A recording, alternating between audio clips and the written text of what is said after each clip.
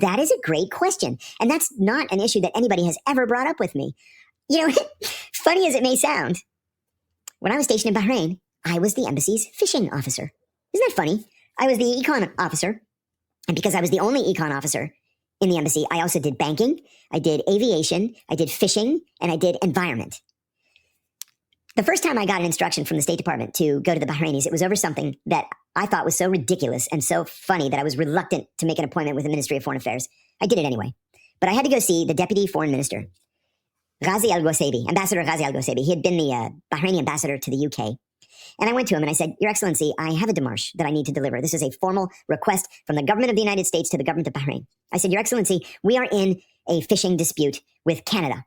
And it's becoming so important and so dangerous that we have actually decided to send a naval vessel off the coast of Western Canada. He says, Oh, I'm intrigued. I said, We're in this serious fight with the Canadians over whether or not clams are fish.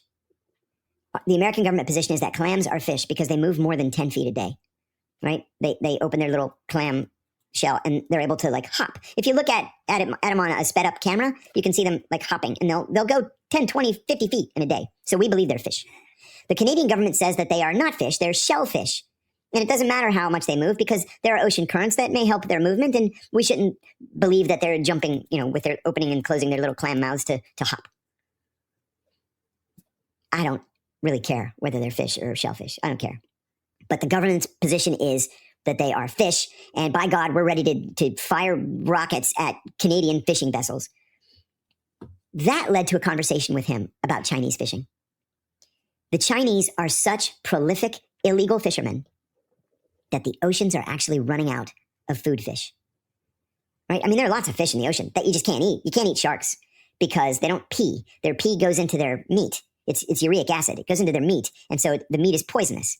That's why shark fin soup is such a delicacy because it's the only part of the shark that you can eat. It doesn't get urine, whatever.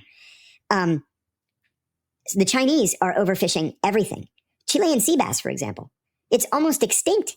And that's why it's so crazy expensive because the Chinese have fished it all. Alaskan cod. What are the Chinese doing in the... Alaskan cod. Yes, there is Alaskan cod, which the Chinese have overfished, but Atlantic cod. What are the Chinese doing in the North Atlantic? The Americans, the Canadians, the British, the Icelanders, the Irish, they should be the ones fishing up there. But it's the Chinese. I went to Antarctica on my honeymoon. And what did we see down there? Chinese fishing vessels in Antarctica. So yeah, this is a very serious problem that Western governments need to band together about. And we need to make diplomatic efforts to stop the Chinese from doing this. And, if the Chinese drift into national waters, no matter what the country is, they need to be escorted into port and have the fish and the vessel seized.